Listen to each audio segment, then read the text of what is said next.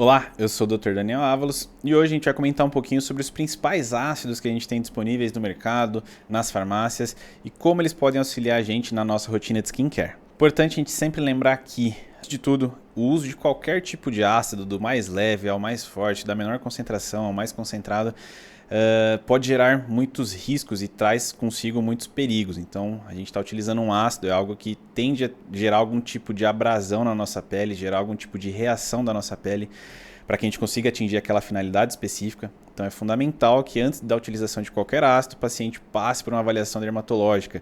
Nem todo mundo pode utilizar todos os ácidos, então nem sempre o ácido do vizinho, do companheiro, do amigo, da indicação da internet, do youtuber, vão servir para todos os pacientes. Cada tipo de pele tem uma necessidade específica e uma demanda específica e tolera alguns produtos. Nem sempre todas as peles vão tolerar todos os produtos, por isso é fundamental esse alerta antes da gente começar. E antes da gente já ir direto para os ácidos que a gente vai comentar um pouquinho hoje, a gente tem uma gama enorme de ácidos no mercado, de diferentes nomes, diferentes composições.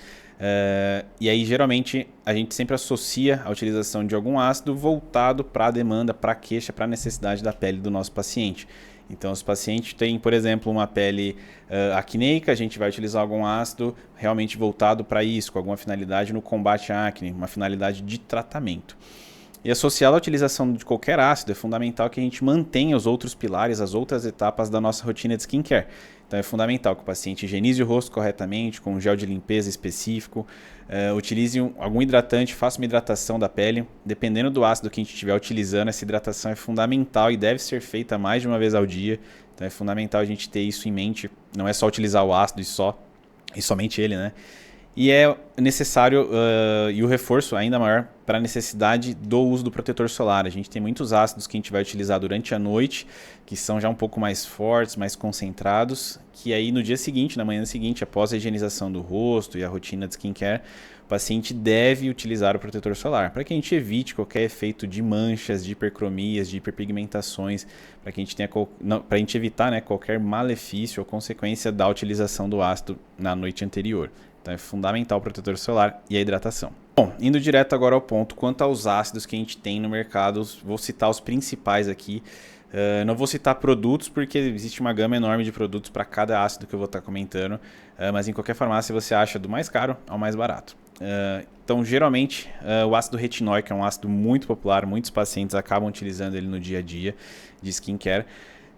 O ácido retinóico, só lembrando que ele é a tretinoína, popularmente também conhecido como Vitanol A, que é o nome comercial de uma das marcas mais comuns, mais conhecidas, né, mais populares de retinóico. E ele tem várias ações, mas ele tem uma ação ali mais coringa, vamos dizer assim, e mais primordial no tratamento do envelhecimento. Então ele retarda um pouco o envelhecimento, a gente consegue evitar todos os malefícios do envelhecimento da pele. Então ele consegue evitar a formação de rugas finas, de linhas de expressão, consegue trazer essa restauração das nossas células, removendo as células mortas, as células já mais senescentes, mais antigas, mais velhas, induzindo a formação de células novas da nossa pele para realmente fazer esse efeito mais renovador. Tem uma ação legal também no controle de oleosidade da nossa pele, para que a gente consiga ter realmente uma pele mais estável, vamos dizer assim, quanto à produção de óleo e de sebo. Tem um efeito clareador, mas nem tão importante. A gente tem outros que a gente vai comentar um pouquinho mais, que tem uma ação já mais importante no clareamento. Mas o ácido retinóico é o queridinho ali de muitos pacientes. É importante lembrar que ele é um ácido já mais forte, já mais abrasivo. Esse com certeza não é um ácido para todos os pacientes. Então é importante essa avaliação médica de qual utilizar, qual concentração a gente vai utilizar. Tem várias no mercado. Qual a forma de utilizar, se vai usar de manhã, de noite. A maioria deles a gente utiliza só à noite. Em alguns casos, em noites intercaladas, o paciente realmente não tolera utilizar todas as noites. Então é um ácido bem perigoso, mas que traz um resultado ótimo, tem uma proposta terapêutica excelente. Outro ácido que eu gosto muito, que também faz essa ação ali de rejuvenescimento, de evitar o envelhecimento e combater o envelhecimento, é o ácido glicólico. O ácido glicólico ele vai fazer um efeito como se fosse um esfoliante químico na nossa pele, então ele tem uma capacidade maior de remover as células mortas, as células indesejadas, as impurezas da nossa pele, faz um controle legal também no fechamento dos poros. Então pacientes que têm poros mais dilatados ou que têm a pele mais oleosa têm benefício com a utilização do ácido glicólico. É um ácido realmente bastante coringa. Tem alguns casos de pacientes que precisam fazer um clareamento de algumas manchas, hipercromias, também conseguem ter benefício na utilização do ácido glicólico. Então ele é um ácido realmente bastante coringa. A maioria dos pacientes consegue tolerar ele bem, é bem mais tranquilo, vamos dizer assim, de utilizar do que o ácido retinóico. Mas também a gente tem que ajustar ali a rotina de skincare. Muitos produtos já têm ácido retinóico, aliás, já tem ácido glicólico e outros ácidos na sua composição.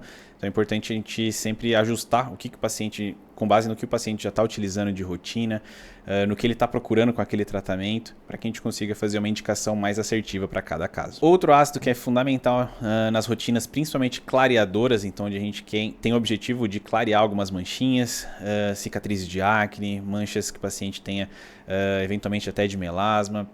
A gente utiliza bastante o ácido mandélico. O ácido mandélico é um ácido que a gente consegue realmente ter uma tolerância, uma tolerabilidade muito alta. É um ácido que, dependendo da concentração, claro, os pacientes toleram muito bem. A gente consegue utilizar ele durante o período noturno, em alguns casos durante o diurno também.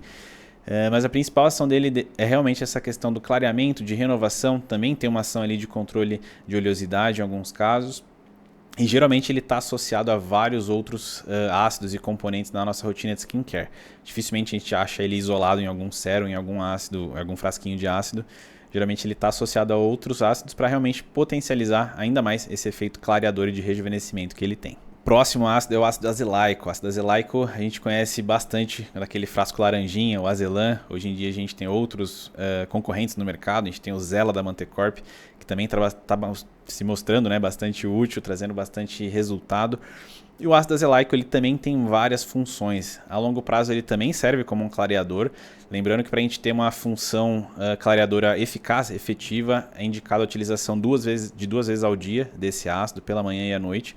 Pacientes que utilizam só à noite têm uma ação clareadora, mas realmente mais pobre, mais comprometida. Ele também é super importante nessa ação seborreguladora, então ele controla a oleosidade, a gente consegue utilizar em alguns pacientes com quadros de acne mais leve, que estão com alguns cravinhos. Geralmente ele é a porta de entrada de skincare de ácidos para muitos pacientes. Ele é um ácido que pode gerar nos primeiros usos um tipo de pinicação, de desconforto, é normal. Geralmente a 10, 15, 20% ele realmente pode causar isso.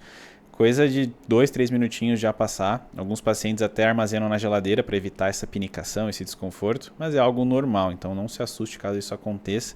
Lembrando, sempre utilize com a indicação médica. E o ácido azelaico é um ácido que a gente consegue usar até no período diurno tranquilamente, com o protetor por cima. Então ele não traz nenhum tipo de risco, vamos dizer assim, mesmo tendo uma concentração um pouco mais alta, não traz nenhum grande risco de hipercromias, de manchar mais, de pigmentar mais. Lembrando que ele é um dos poucos ácidos que as gestantes conseguem utilizar, então muitas pacientes que sofrem do quadro de acne, de espinhas, que já tem um desconforto durante a gestação, ele está super indicado. Agora um ácido famoso, que muitos já ouviram falar, muitos até têm aí em casa, na estante, na prateleira, é o ácido hialurônico. Ácido hialurônico, o tópico, né, o de passar na rotininha de skincare, ele vai promover principalmente hidratação. Então a gente vai ter esse efeito preenchedor mesmo dele, assim como a gente consegue injetá-lo, né, durante os procedimentos de preenchimento. Então ele vai ter esse efeito realmente de uma hidratação mais profunda do que só os hidratantes convencionais que a gente utiliza no nosso dia a dia. Geralmente o ácido hialurônico a gente indica para pacientes que já estão apresentando alguns sinais de envelhecimento, que já estão com algumas ruguinhas mais marcadas, linhas de expressões mais definidas, que realmente querem dar um efeito mais preenchedor no rosto. Então ele é super indicado, é muito fácil da gente utilizar ele também. E geralmente ele também vem associado com outros fatores, principalmente anti-envelhecimento, nas principais composições de sérums e ácidos que a gente vê pela farmácia. E o último ácido que eu vou comentar hoje, também bastante importante, bastante popular, é o ácido ascórbico, a vitamina C. Então todo mundo já ouviu falar, ou sabe, ou tem em casa sobre algum sérum que tenha vitamina C. Vitamina C traz muitas propriedades valiosas para a nossa pele, muitos benefícios, desde uma uniformização do tom, um efeito clareador, pacientes com melasma têm bastante benefício, tem uma ação antioxidante, de hidratação para a nossa pele também. Então é um produto incrível, a gente tem que ter um pouquinho de cuidado só na sua utilização. Geralmente a vitamina C a gente utiliza preferencialmente durante o dia, mas podemos utilizar à noite também, sem problemas, mas preferencialmente durante as manhãs. A vitamina C, geralmente, a depender de como ela vem, né, na apresentação que ela está, no frasco que ela está, ela pode ter um porém, né, na sua utilização, que é a oxidação. Então muitos pacientes percebem que ela foi oxidando depois de algumas semanas, alguns meses, então o frasquinho vai ficando com uma cor mais concentrada, mais escura, uma cor mais amarronzada, de ferrugem. Então ela pode ir perdendo a sua eficácia quando a gente deixa o frasquinho guardado lá por muito tempo. Isso é algo que a gente tem que levar em mente, ter em mente. E também não são todos os pacientes que podem utilizar. A maioria consegue, mas alguns pacientes que já têm quadros de acne ou estão começando ali na adolescência a desenvolver um quadro de acne, de espinhas, podem ter esse quadro ainda agravado pelo uso da vitamina C. Em algumas apresentações ela é um pouco mais oleosa, um pouco mais densa. Isso pode ter uma ação comedogênica, né? Ou seja, induzir um pouquinho mais ali o surgimento de alguns cravinhos e espinhas.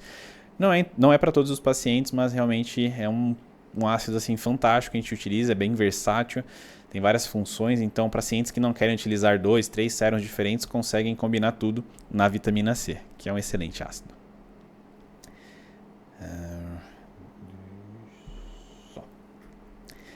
E eu quero saber de vocês quais ácidos vocês já têm utilizado, sabiam das finalidades, para qual ácido serve para o quê, qual é melhor para isso, qual é melhor para aquilo. Deixem aqui nos comentários para a gente conversar um pouquinho mais.